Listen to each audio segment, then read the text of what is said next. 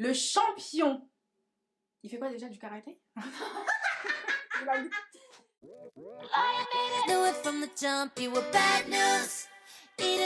Je suis arrivée à Paris et aujourd'hui, je vais recevoir une invitée. Mais une invitée incroyable. Elle a un parcours de ouf. Je vais vous dire son nom dans quelques instants. Mais d'abord, je vais essayer de vous faire son petit profil. Et vous allez voir et comprendre ensuite qui est l'invitée du jour. C'est une coiffeuse studio. Elle a coiffé des célébrités comme Kenji, Nikos Aliagas, Pamela Anderson, le célèbre boxeur Tony Oka. Mais surtout, vous avez sûrement dû voir son travail un petit peu par-ci par-là dans certains magazines, comme dans Vogue, Elle Magazine, mais aussi l'officiel. Elle a aussi travaillé pour des grandes marques comme Jean-Paul Gaultier, Nina Ricci, Paco Rabanne, Carolina Herrera et bien d'autres. Aujourd'hui, j'ai l'honneur de recevoir la talentueuse, la jolie, l'incroyable Clotilde qui va me rejoindre sur ce canapé. Bienvenue! Bienvenue! Je suis trop contente que tu sois là déjà parce que nous on se connaît un petit peu sur les réseaux, mais c'est la toute première fois qu'on se rencontre. Ouais, exactement. Et je suis trop contente d'être venue jusqu'à Paris juste pour te rencontrer. Et j'aimerais beaucoup que tu puisses te présenter, qu'on sache un petit peu qui tu es. Je m'appelle Clotilde, j'ai 27 ans et je suis coiffeuse studio. Ça consiste en quoi exactement d'être coiffeuse studio? Alors, coiffeuse studio, ça consiste à coiffer sur des tournages, des campagnes de pub, coiffer aussi sur des fashion week pour soit préparer lors des défilés, Oui. soit préparer les invités qui vont au défilé. Voilà, ça consiste un petit peu en tout ça. Alors il y a aussi la coiffure studio, ça regroupe aussi les tournages de films, etc. Moi, c'est pas forcément ma partie. Je suis vraiment axée dans l'industrie de la mode. Alors, pour toutes les personnes qui pensent que juste être coiffeuse, c'est appliquer des couleurs et j'en passe, faire des permanentes, je viens déjà de vous prouver avec la toute première invitée que vous aviez tort. Voilà. Qu'est-ce qui t'a amené dans la coiffure? Pourquoi est-ce que tu t'es dit je vais être coiffeuse? Je sais pas, c'est venu d'instinct comme ça quand j'avais 13 ans. Donc c'est quand même assez jeune. J'avais pas songé forcément avant, mais Oui. je sais pas, j'ai eu une lumière à 13 ans. La lumière. La fameuse. La fameuse. Et en fait, à partir de ce moment-là, je me suis dit, en fait, je vais être coiffeuse. Mais vraiment, dès le début, je disais, alors je connaissais pas le terme coiffeuse studio, du coup je disais, je vais être coiffeuse de star. Oui, mais ça parle. Finalement, pour une jeune de 13 ans, 16 ans, je pense que coiffeuse de star, ça fait rêver et c'est quand même plus simple que... Enfin, moi, je vais dire, si j'ai 13 ans, tu me dis tu vas être coiffeuse studio, je sais pas ce que c'est. En fait, c'est ça. Et d'ailleurs, même encore aujourd'hui, quand les gens me demandent, ou même, je sais pas, quand j'ai un rendez-vous à la banque et ils me demandent qu'est-ce que vous faites comme métier, je dis coiffeuse studio. Vous coiffez dans un studio? Et du coup, Ouais, c'est un peu compliqué. Et donc, généralement, voilà, j'explique que ça consiste juste à travailler sur des tournages, faire des célébrités. Elle a rencontré toutes les célébrités que vous rêviez de rencontrer. C'est elle qui les a mises en beauté. Et du coup, ça fait combien de temps que tu fais de la coiffure? Alors, de la coiffure, à proprement parler, ça fait depuis septembre 2013. En gros, j'ai passé mon bac en juin 2013. T'as passé un bac quoi? STMG en classe européenne d'espagnol. Donc rien à voir avec la coiffure finalement. Non, j'aurais pu aller en CAP après la troisième, mais en fait quand j'étais plus jeune j'ai sauté une classe. D'accord. Et du coup ils me trouvaient trop jeune pour partir en apprentissage à 14 ans. C'est pas autorisé. C'est pas autorisé, voilà, c'est ce que j'allais dire. Donc ils m'ont proposé de partir en seconde et en fait j'ai fait seconde, première, terminale parce que j'ai bien aimé. Après j'ai commencé, donc j'ai eu mon bac et ensuite j'ai enchaîné directement avec un CAP coiffure. J'ai fait 2 ans de CAP coiffure en école privée à Rennes parce que je viens de là-bas. Et ensuite, j'ai fait 2 ans de brevet professionnel en apprentissage. Parce que le BP, je sais pas, quand toi tu l'as fait, moi quand je l'ai fait il y a longtemps, il fallait en gros choisir, soit tu étais coloriste permanentiste, soit tu étais en fait plus dans le chignon. Est-ce que toi tu avais ça aussi? Alors, nous il y avait une spécificité aussi, mais c'était pas de la même chose. C'est-à-dire qu'on faisait tous couleur permanente, tout ça. Mais par contre, nous, le seul choix qu'on avait à faire, c'est que à l'examen, est-ce que vous souhaitez présenter un chignon artistique ou bien la partie barbeur? Et toi, t'avais fait quoi du coup? Artistique. Je me doutais un peu, mais bon, je préfère demander quand même, on sait jamais. Ah oui, moi c'était une évidence. Tu as fait ton apprentissage, donc pour le brevet professionnel, il me semble. Et ensuite, tu es restée dans le même salon ou tu t'es développée, enfin, tu as vu autre chose? Pour le BP, déjà, j'ai fait 2 salons. Un pour la première année, Et comme c'était très compliqué dans ce salon, ça se passait pas bien du tout. Et donc je suis partie dans un autre salon dans lequel, toujours à Rennes, ça s'est très bien passé, donc c'était trop cool. Après j'ai travaillé un petit peu en salon de coiffure à la campagne. Ensuite j'ai voyagé un petit peu, juste pour on va dire une petite période sabbatique, voilà. Et ensuite c'est là où tout a commencé puisque par grand hasard, lors d'une soirée où j'étais modèle cheveux. Oui, parce qu'ils sont incroyables, faut le dire. Moi, j'ai besoin de tricher, et puis il y a des autres qui n'ont pas besoin de tricher. Et donc, une soirée, j'ai rencontré la personne qui m'embauchera 2 mois après à Paris. Qui était gérant d'un salon de coiffure ou... Non, pas du tout. Il est toujours actuel, le responsable formation d'un grand groupe. Donc, du coup, t'es partie t'étais plus dans les salons et tu rentrais plus dans la formation. Exactement, et je suis devenue formatrice pour ce poste en fait. J'ai été formée à être formatrice qui va de pendant 2 mois intensifs. Et en fait, du coup, je suis arrivée à Paris et j'ai commencé à être formatrice. T'avais une spécialité de formation ou tu faisais toutes les formations? Alors non, je faisais toutes les formations, mais j'étais axée sur une marque. Et après, je formais par rapport à l'identité de la marque. Mais ça pouvait être du barbeur, ça pouvait être de l'artistique. Mais du coup, tu étais basée plus sur formation de marque en fait, finalement. Tu formais les gens à comprendre la marque, à l'utiliser, etc. C'est-à-dire que voilà, toutes les techniques, par exemple, qu'on pouvait avoir de couleurs, de balayage, je faisais pas ce que moi, je faisais, on va dire, naturellement de ce que j'avais appris. Je faisais par rapport à ce que dit la marque, parce que souvent les marques de grands groupes comme ça avec des franchises, ils ont une identité propre et il faut que pour que toutes les franchises soient pareilles, il faut que ce soit respecté par rapport à ça. Et t'as fait ça pendant combien de temps du coup? Alors j'ai été sur une première marque donc en tant que formatrice pendant 2 ans. Et ensuite j'ai été passée responsable de formation sur une autre marque mais du même groupe. Alors en tout c'était 6 mois, mais 6 mois en comptant 3 mois de Covid. Donc en gros j'ai été on va dire 2 mois vraiment en poste. Pardon.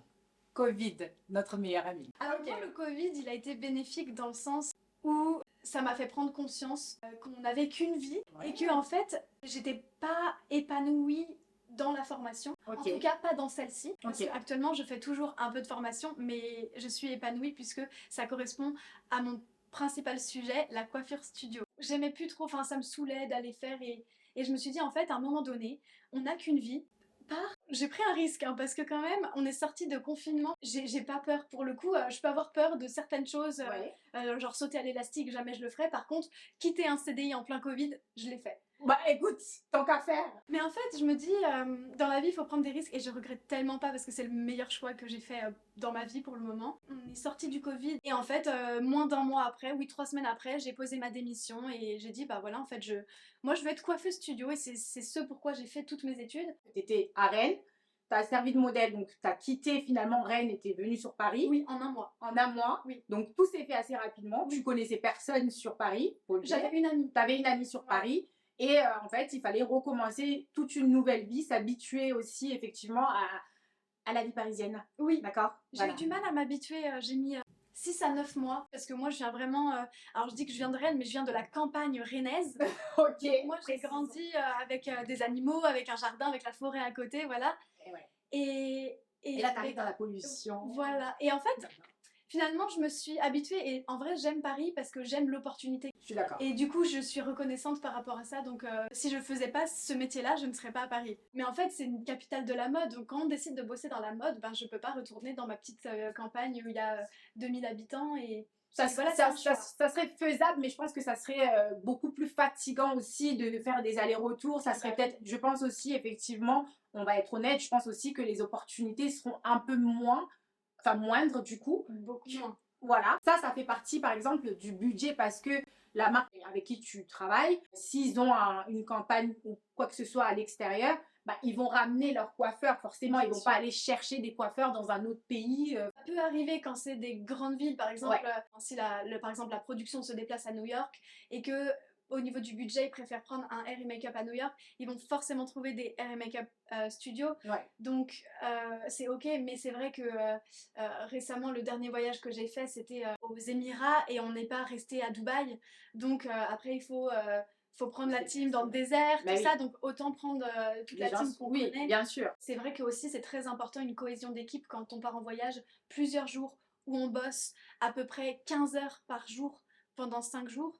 Il y a la fatigue qui vient. Donc, si on n'a pas une bonne cohésion, si on n'a pas une bonne entente entre tout le monde et qu'on sait comment fonctionnent les uns les autres, des fois ça peut être compliqué. C'est comme tout, c'est quand tu arrives dans un nouveau travail, dans un nouveau salon ou même dans d'autres métiers, il faut un temps d'adaptation avec l'équipe aussi, il faut qu'eux ils prennent des marques avec toi, mais aussi toi tu prennes des marques avec eux. Ça m'est déjà arrivé de partir aussi avec des gens que je connaissais pas, et en fait le secret je pense c'est déjà de s'adapter, avoir une bonne capacité d'adaptation et aussi de savoir rester à sa place.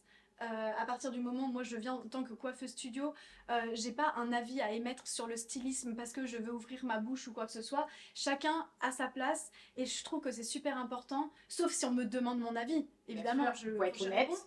Mais si on me demande pas mon avis, bah en fait je suis pas concernée.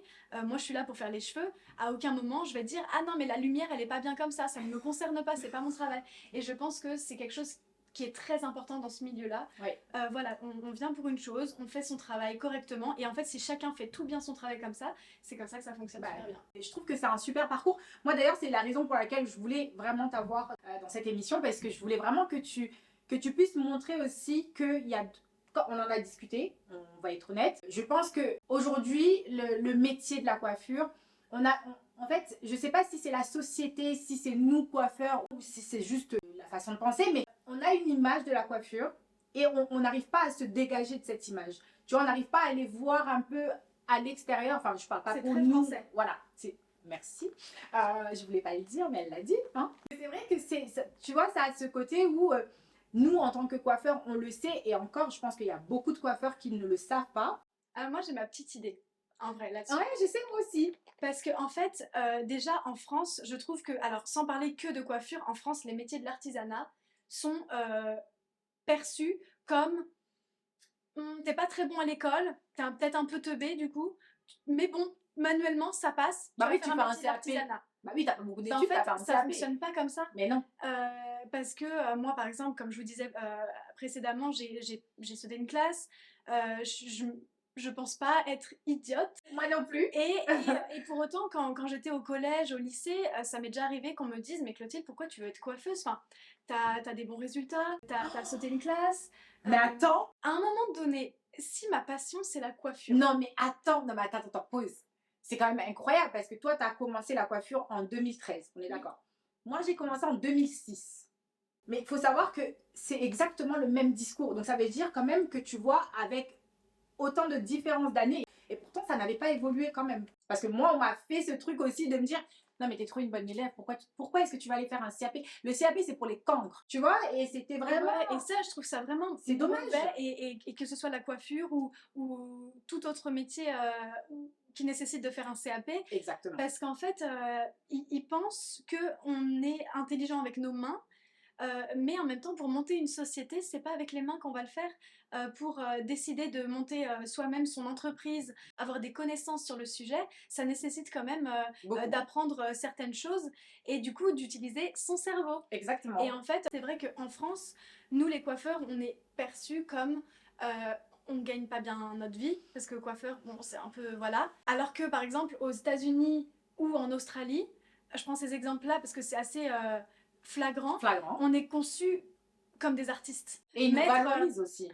Voilà, ils valorisent beaucoup en fait. C'est vraiment mon coiffeur, c'est un artiste et heureusement il gagne bien sa vie et en fait, ouais, c'est vraiment différent. Ouais. À la base, j'avais pas prévu d'aborder ce sujet avec toi, mais vu que tu m'amènes là, on va y aller. C'est vrai que je suis d'accord avec toi parce que moi, j'ai eu la chance de pouvoir voyager, travailler à l'étranger et notamment aux États-Unis. Donc, j'ai pu voir comment ça se passait. J'estime et je vois surtout que notre métier qui est incroyable, qui est magnifique, il faut des skills, mais incroyables. Parce qu'un coiffeur, finalement, il n'est pas juste coiffeur. C'est un artiste, c'est un designer, c'est un créateur, c'est un chef d'entreprise. Incroyable. C'est plein de choses. C'est un conseiller, c'est un psychologue. Oui. Ouais. Donc tu vois, tu as quand même pas mal de skills, de compétences à avoir pour pouvoir être coiffeur. Mais par contre, on va quand même te catégoriser comme t'es coiffeur et c'est tout, quoi. J'ai eu cette réflexion il n'y a pas très longtemps où, tu vois, j'ai parlé de prix. J'ai osé parler de prix de mes prestations sur les réseaux sociaux. Ça a fait toute une histoire. Écoute, c'était incroyable. Et en fait, c'est à ce moment-là que j'ai réalisé que, tu vois, on n'est pas encore au même niveau. Tu vois, on ne nous valorise pas comme les autres pays le font avec leurs coiffeurs. Je pense aussi qu'il y a des coiffeurs qui eux-mêmes ne se valorisent pas assez. Oui, aussi. Qui bradent leur prix. Oui, aussi. Mais comme dans beaucoup de métiers, c'est-à-dire que par exemple, je pense que ça doit être le cas aussi pour les métiers du bâtiment. Il y en a qui sont excellents, il y en a d'autres qui ne valorisent pas du tout parce que ils demandent les mêmes tarifs que ceux qui sont excellents, mais ils ne prennent pas du tout soin de faire correctement les choses. Donc, je pense que ça, c'est dans... Et en fait, dans n'importe quel métier, finalement. Je suis d'accord. Mais il faut vraiment casser cette image et aussi... l'image par exemple du coiffeur qui fait que j'attends derrière les bacs, etc.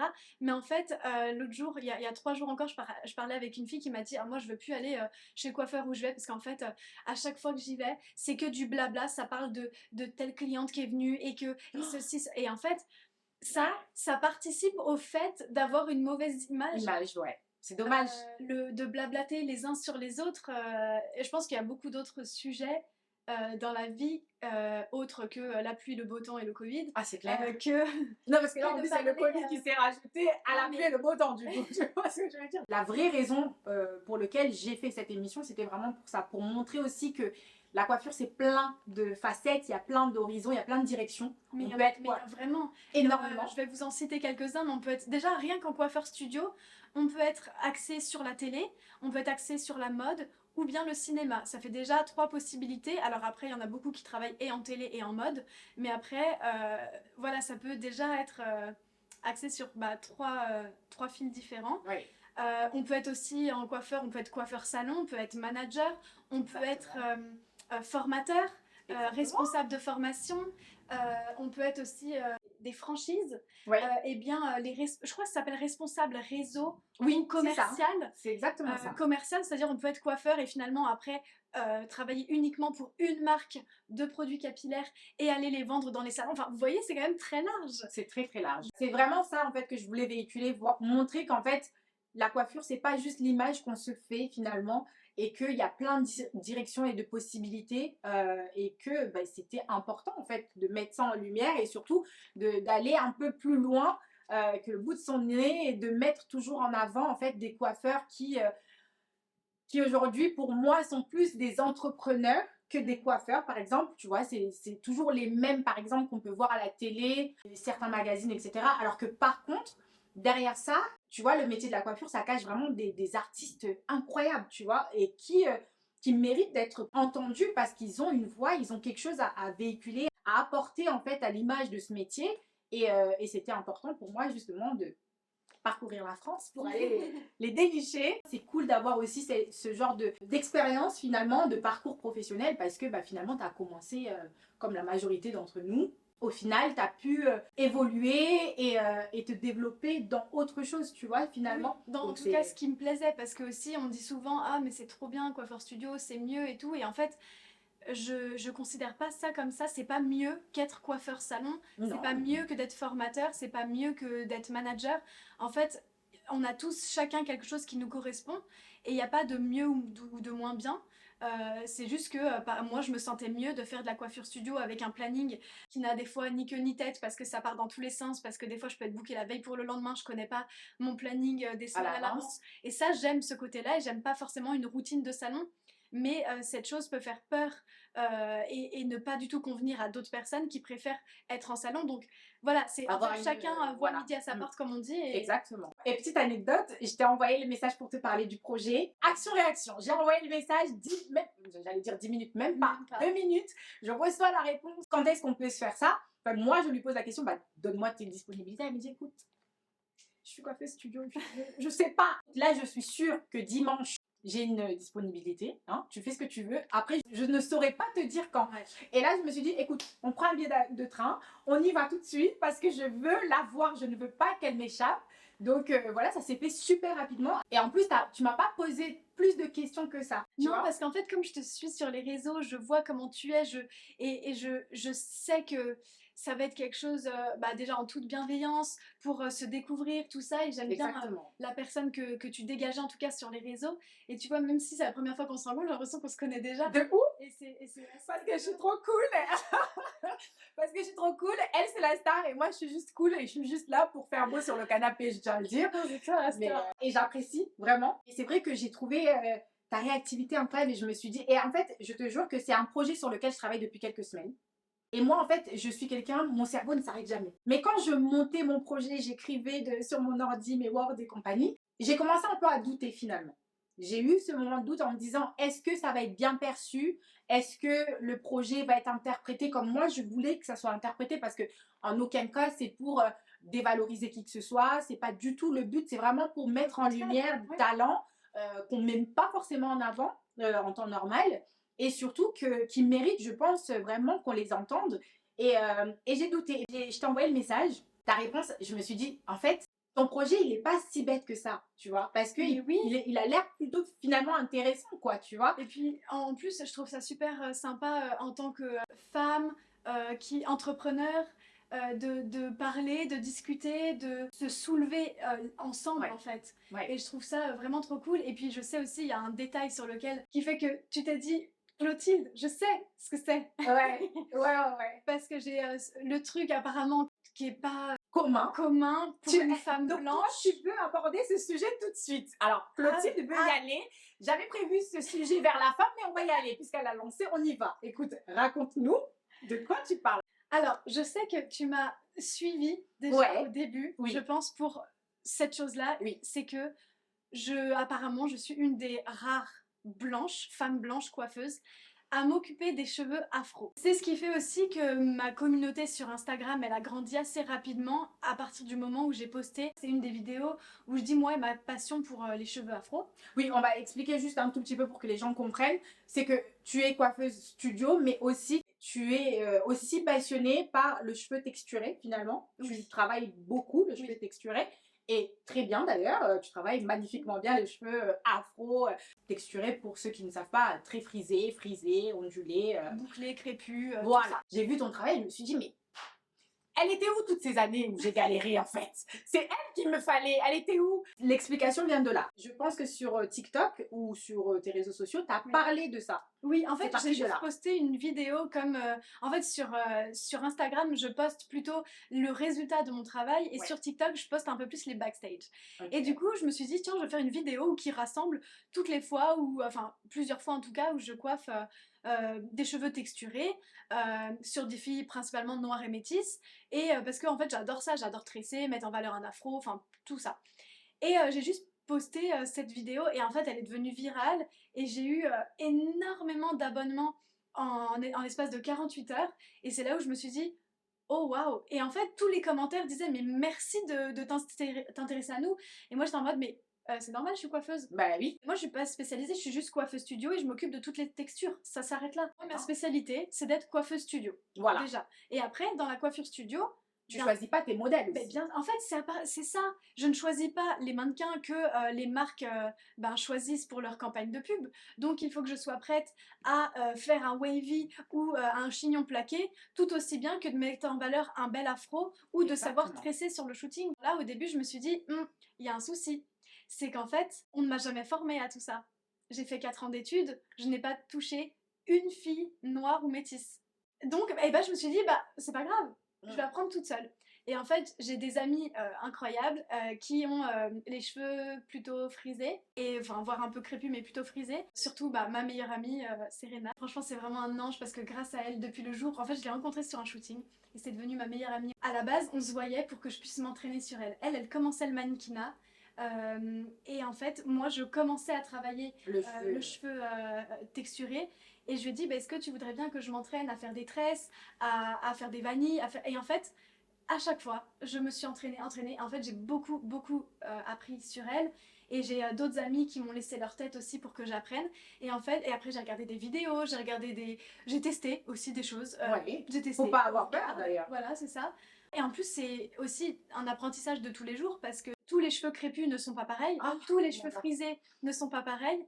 Il y a aussi dans le métissage, il y a beaucoup de double, triple textures. Et donc en fait, il faut aussi s'adapter à chaque personne et voilà, il y a des fois où je vois qu'un cheveu réagit d'une certaine façon, un autre cheveu qui visuellement ressemble on va dire deux cheveux frisés, mais en fait ils veulent pas du tout les mêmes choses, c'est pas du tout les mêmes.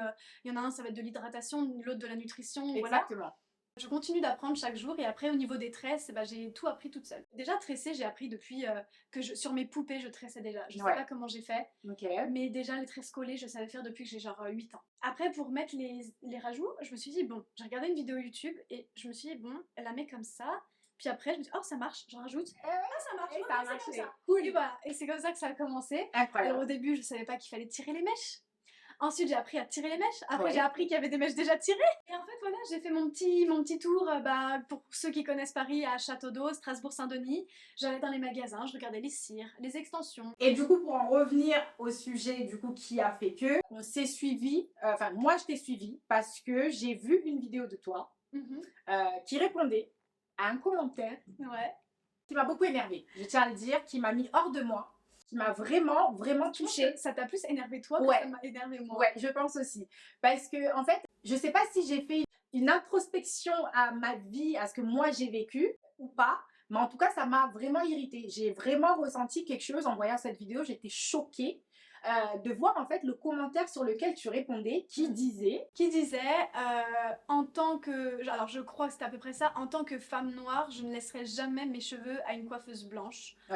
Je leur donnerai pas mon argent. Ça m'a irritée. Et alors moi ma réponse c'était juste, en fait c'est un audio TikTok qui disait bon bah je vais me faire foutre. J'ai juste repris cet audio parce qu'en fait j'avais pas envie de vraiment répondre parce que en tant que femme blanche, je me suis dit ok, si elle met ce commentaire, c'est peut-être qu'elle a juste envie de donner son argent à un black business, ce que je peux entendre. Mais du coup je trouvais le commentaire un peu mal placé et un peu violent parce que dans tous les cas, c'est son droit de se faire coiffer. Si elle veut se faire coiffer que par des femmes noires, c'est entièrement son droit. Et en vrai, je respecte de ouf parce que y en a tellement qui font très bien le job. Donc c'est pas le problème. C'est juste que la vidéo montrait vraiment juste en mode moi je fais pas attention à la couleur de la peau, je veux juste coiffer tout le monde. Bah t'es coiffeuse. Je suis coiffeuse, voilà. C'est ça. Et après, en vrai, les commentaires négatifs, peut-être c'était genre 3 commentaires sur peut-être 800. Ouais, bah les 3 commentaires qu'il y avait, c'est mon souci parce que moi, ça m'a vraiment, vraiment gênée.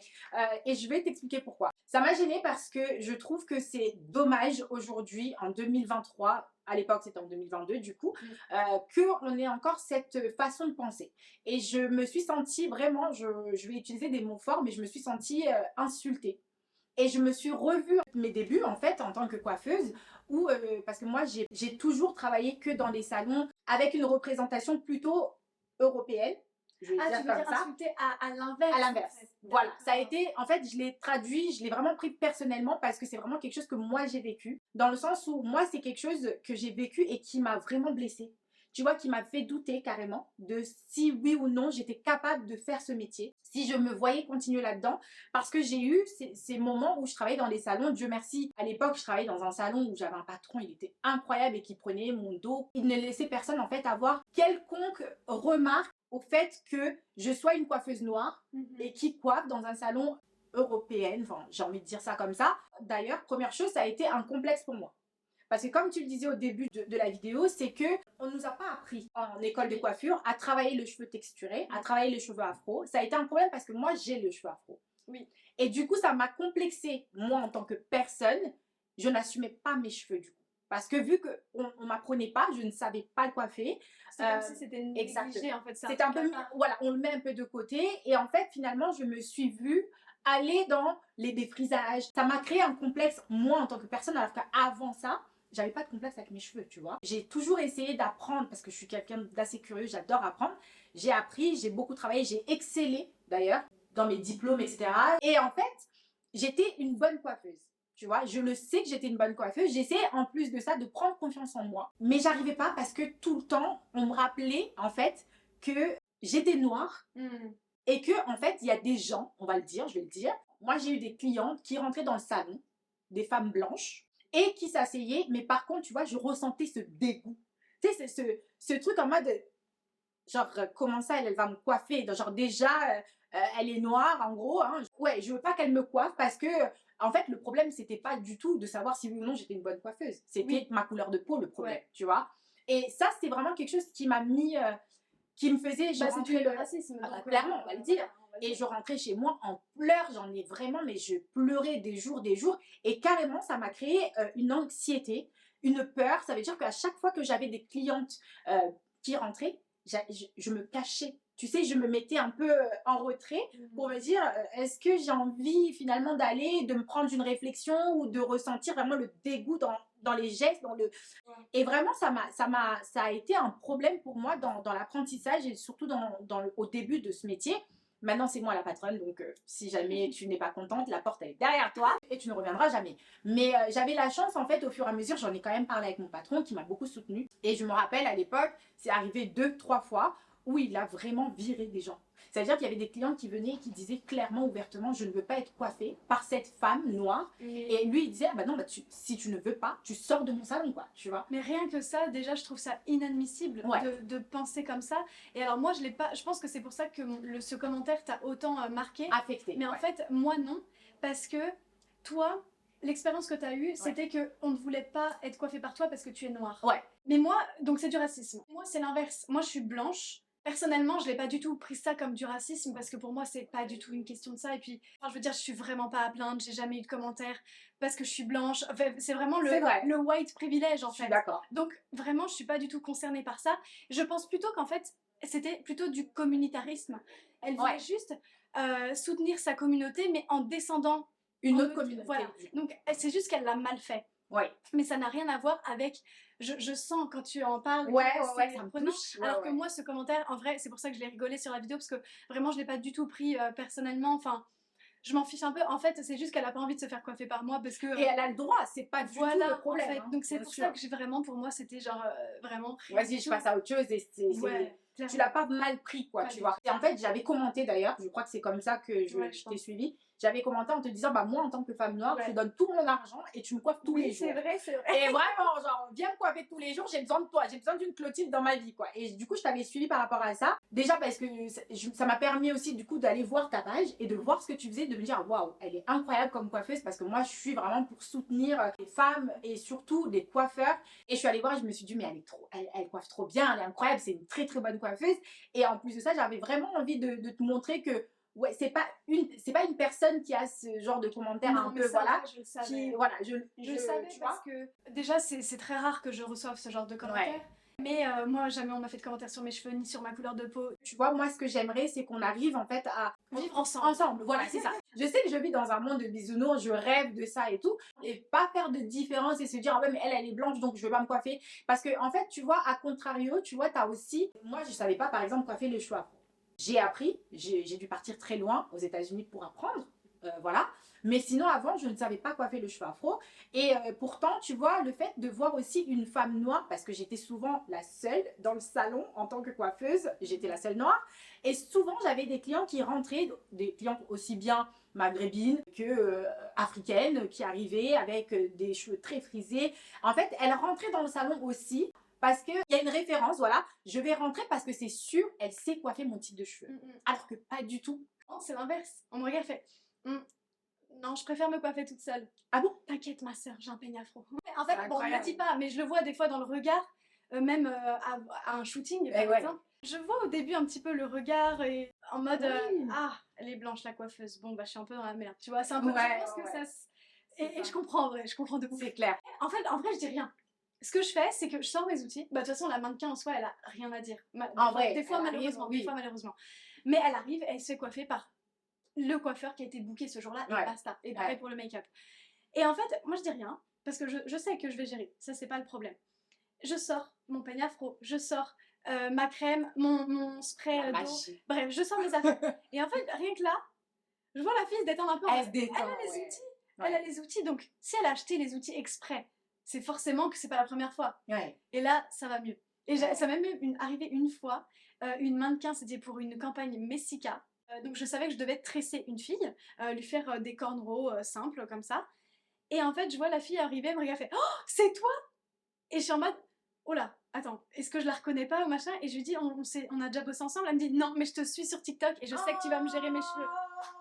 TikTok, on vous aime trop. Et là, j'étais en mode ah, gros cœur, gros cœur. Ah ouais, ça fait plaisir. Waouh, la fille, elle sait déjà. Et en plus, le fait qu'elle me dise je sais que tu vas gérer mes cheveux, rien que ça, mais ça m'a mis, ça m'a rempli le cœur d'amour. C'est incroyable. Quand on me book, déjà, on regarde mon Instagram avant. Bien sûr. Et on sait. Et on voit. Et d'ailleurs, il y a une petite anecdote par rapport à ça. Il n'y a pas très longtemps, j'ai coiffé sur un direct télé pour FIFA Award, quelque chose comme ça pour le football. Et en fait, la présentatrice, c'est une femme noire à qui on devait poser une wig. Ok. Et en fait, il y a plein d'autres profils qui sont passés avant moi. Et en fait, quand j'ai coiffé, donc après cette fille en question, elle m'a dit, mais en fait, à chaque fois, on m'envoyait un profil Instagram, je scrollais, je voyais pas de fille noire, j'en veux pas. Bah bien sûr. Et du coup, elle m'a dit, et en fait, j'ai scrollé jusqu'à ce qu'on m'envoie ton profil. J'ai vu des filles noires, plein même. J'ai dit, ok, c'est elle. J'avais même pas moi réfléchi comme ça, parce que je me suis dit, de toute façon, je poste ce que j'aime sur mon Instagram. Je poste pas forcément tous mes jobs, loin de là, même peut-être 30%. J'ai beaucoup de shoots perso que j'aime aussi poster, etc. Enfin voilà, je réfléchis pas trop à ça. Mais en fait, j'avais pas pensé au fait que cette fille-là, par exemple, elle m'a bookée juste parce qu'en fait, dans mon feed Instagram, elle a vu des filles qui lui ressemblent. Mais oui, mais parce que c'est ta vitrine.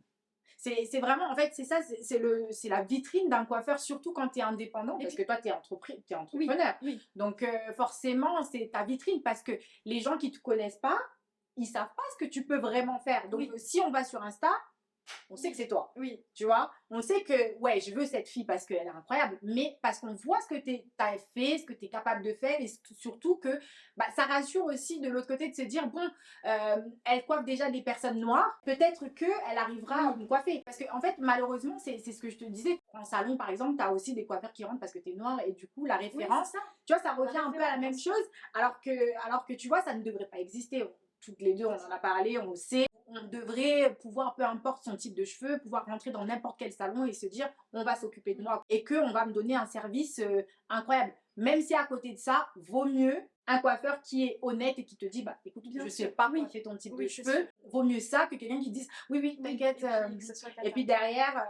Mais déjà, sachez que dans la coiffure studio, dans le milieu des coiffeurs studio, il y en a beaucoup plus qui savent gérer toutes les textures, qu'ils soient blanc, noir, asiate, métis, peu importe, que dans le milieu de la coiffure salon. Alors moi je suis sur les réseaux parce que j'aime ça, j'aime partager tout ça, mais j'en connais plein d'autres qui ont énormément de talent et qui sont pas du tout sur les réseaux. Ils s'en fichent. Exactement. Où ils ont pas envie de se montrer ou quoi que ce soit, mais pour autant voilà, ils gèrent très bien tous les types de cheveux. J'ai travaillé avec des japonais qui savent tresser, enfin voilà, vraiment dans ce milieu là je trouve que alors évidemment c'est peut-être pas encore le cas de tout le monde, mais je veux dire qu'on peu importe la couleur et les cheveux qu'on a, on a un panel qui est comme ça, mais en fait c'est juste parce que dans les mannequins qu'on nous donne, il y a tout type. Et même en fait finalement je trouve que les choses ont quand même évolué aussi, faut le dire. Faut savoir dire les points négatifs, mais surtout aussi les points positifs. Faut pas toujours pointer du doigt les mauvaises choses. De plus en plus de coiffeurs, en tout cas, s'intéressent et surtout veulent apprendre. C'est pas encore assez, hein, si on veut vraiment bien parler clairement, mais ça évolue. Maintenant, il y a quand même trouvé. Et il y a des écoles. Maintenant, l'école dans laquelle je forme actuellement, c'est une école inclusive.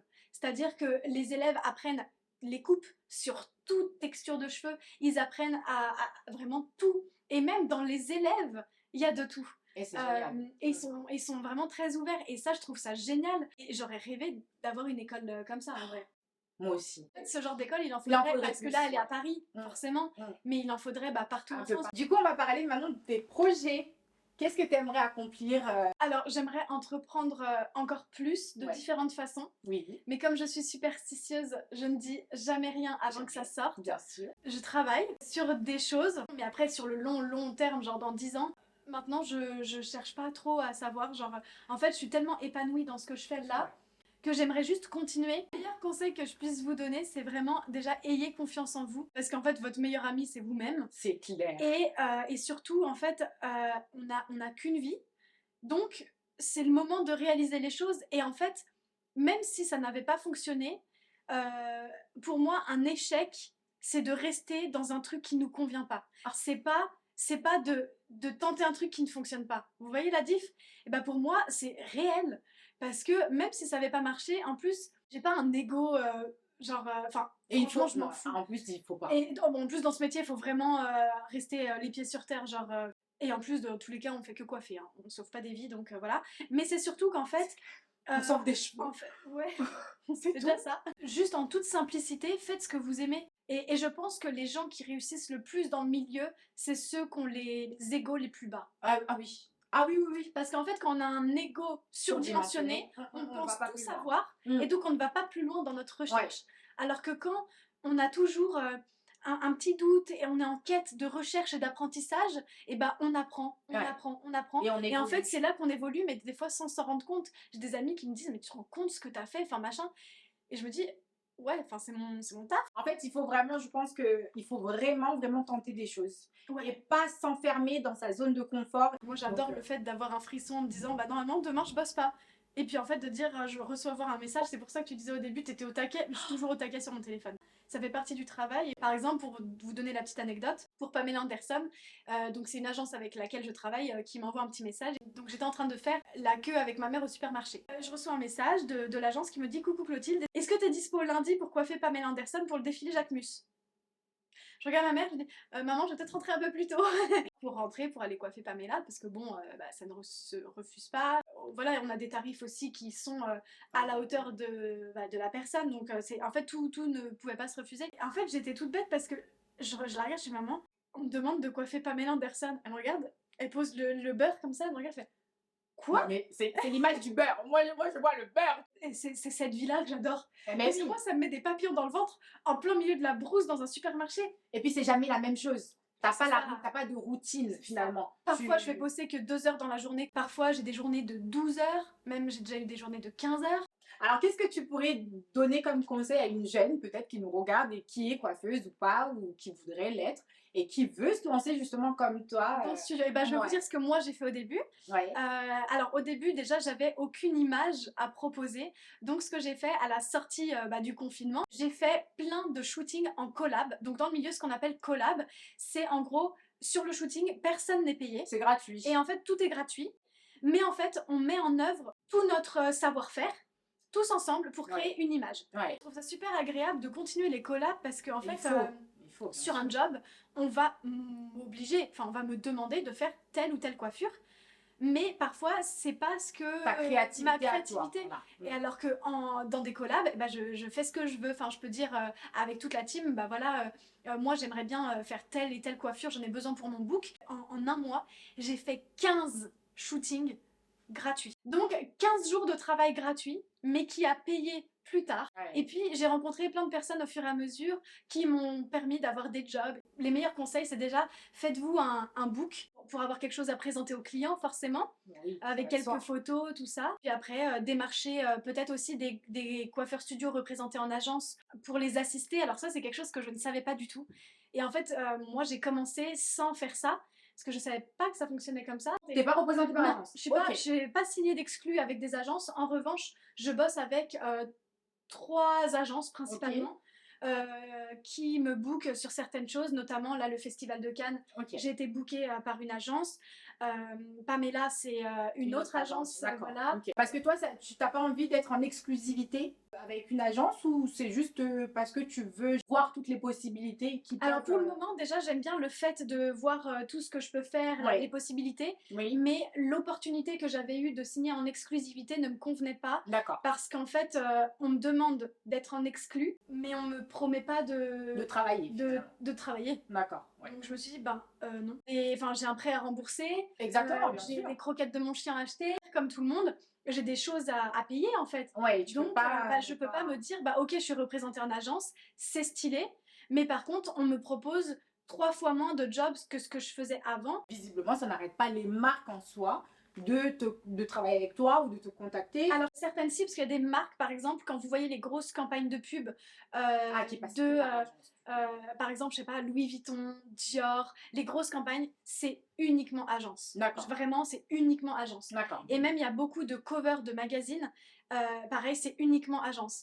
Donc, si, ça me ferme quand même certaines portes, mais je ne suis je préfère rester comme je suis et je fais confiance au destin et je me dis si ça doit arriver un jour, ça arrivera. Mais j'ai pas envie de faire du forcing, tout ça pour faire une cover de magazine. Alors sachant que j'ai réussi à en faire quelques-unes finalement sans être en agence, je me dis bon, peut-être on va continuer comme ça et puis je verrai voir ce que l'avenir me bien réserve. sûr. Je souhaite à toutes ces marques qui ne te connaissent pas encore de vraiment te connaître et connaître ton taf parce que c'est gentil. En tout cas, je fais tout avec le cœur, tout le temps. Et c'est parce important. que j'aime. Et d'ailleurs, les gens me le disent. Ils me disent, ça se voit qu'en fait, t'aimes ce que tu fais. Ça se ressent. Mais apparemment, ça se ressent. Ça se ressent. Je pense que c'est vraiment quelque chose que malheureusement, on peut. Enfin, malheureusement, heureusement, on peut pas cacher. Si tu travailles, oui, je le fais pour le faire, ça se ressent. Moi, je sais que si j'ai pas envie de faire une cliente, bah moi, j'ai pas de problème à ne pas accepter la cliente parce que je sens que la connexion ne se fait pas, on n'a pas la vibe. Des marques, parfois, on m'a demandé soit enfin, des fois, il y a des choses qui font que ça ne va pas coller.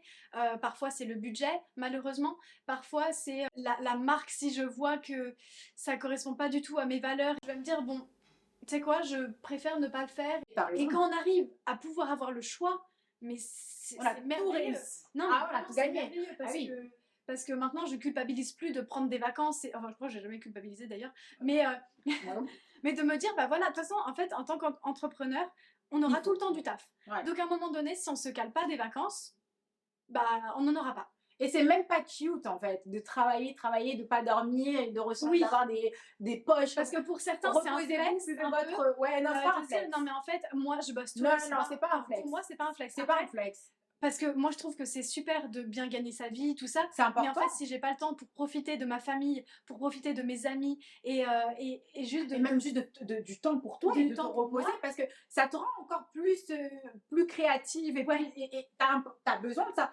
C'est pas un flex, les gars. Prenez votre temps, buvez de l'eau. On a qu'une vie, la santé mentale très importante. Oui, parce qu'en plus, c'est ça, hein, c'est que ça joue sur ta santé mentale finalement. Parce que tu te mets une pression mais incroyable et tu n'arrives même pas en fait finalement à gérer les choses. Tu vois, t'es débordé. Tu vois ce que je veux dire? Tu arrives, tu as trop de trucs, tu es là, tu te débordes en plus parce que tu te rajoutes des trucs. Des fois, il vaut mieux se prendre une petite journée, tu te reposes, tu fais des trucs qui te font du bien et après quand tu reviens, tu vas voir que tout de suite. Ça y va. Moi, je sais que par exemple, aussi pour revenir au fait de choisir les gens avec qui tu travailles, ou même tes clients, moi, je trouve ça important. Je sais qu'il y a des coiffeurs qui pourraient ne pas être d'accord avec moi. Moi, je sais que je n'accepte pas tous les clients sous prétexte que c'est des clients et qui vont me rapporter de l'argent. Oui, tu vois. Voilà, j'ai envie de pouvoir choisir les clients. Moi, si je sens que tout de suite, au niveau du premier contact, tu vois, parce que le client, il a le droit, déjà, il doit choisir le coiffeur parce qu'il se sent à l'aise, etc. Mais ça marche aussi dans l'autre sens. Tu vois, si tu es là et que tu es en pression parce que tu es avec une cliente, elle te met mal à l'aise et que tu n'arrives pas à être toi-même, à vraiment travailler correctement, ça sert à rien en vrai. Moi, je ne peux pas en fait travailler comme ça. Donc, je pense que c'est important finalement vraiment de prendre le temps aussi et de se dire, je sens pas la connexion. Tu vois, j'ai pas senti ce truc en plus. Parce qu'en plus, moi, je suis ultra, en tant que coiffeuse, je suis quelqu'un qui parle beaucoup, tu vois, je parle beaucoup avec les gestes et tout. J'ai beaucoup, vraiment, tu vois, je suis quelqu'un de très avenant, de très sociable, je parle très de tout. Ouais, voilà. Et donc, par exemple, je peux pas être avec une cliente qui est renfermée, tu vois, parce que déjà de une, elle va se sentir mal à l'aise avec moi, parce que c'est peut-être pas sa façon d'être et peut-être qu'elle va pas comprendre ce côté un peu, voilà. Mais c'est ça qui est de bien, c'est qu'il y en a pour tous les goûts, en fait. Exactement. Quand on voit ta personnalité, on te regarde sur les réseaux, on te voit, et quelqu'un qui a envie justement de mettre un peu de soleil dans sa vie, tout ça, il sait qu'il va passer un bon moment avec toi, parce que il va y avoir de la conversation, ça va être fluide, ça va... Par exemple, je sais que je bosse assez régulièrement avec... une coiffeuse que je prends souvent en assistante, Nathalie. Vraiment, j'adore cette fille. Et en fait, elle me dit que... donc, elle assiste pas mal de coiffeurs. Et à chaque fois, elle me dit... Et je trouve ça trop mignon, mais elle me dit, mais en fait, avec toi, à chaque fois, on rigole.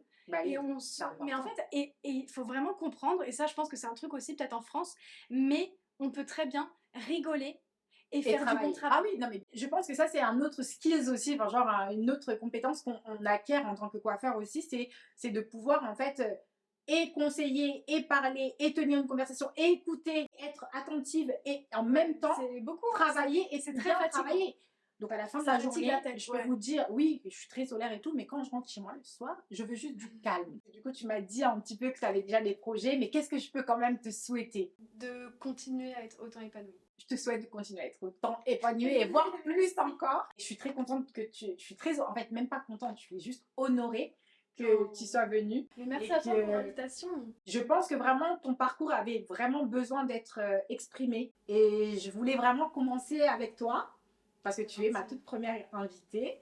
Voilà, et je suis vraiment ravie que tu aies accepté, que tu crois en ce projet et que tu sois là vraiment parce que je suis convaincue qu'il y a plein de jeunes qui vont se reconnaître, qui vont être inspirés par ton parcours et par ce que tu dégages. J'espère, ça me ferait trop plaisir. Bah oui, et j'en suis convaincue. Et en tout cas, si jamais vous ne connaissez pas encore Clotilde, c'était juste avant cette vidéo. Voilà, maintenant vous la connaissez.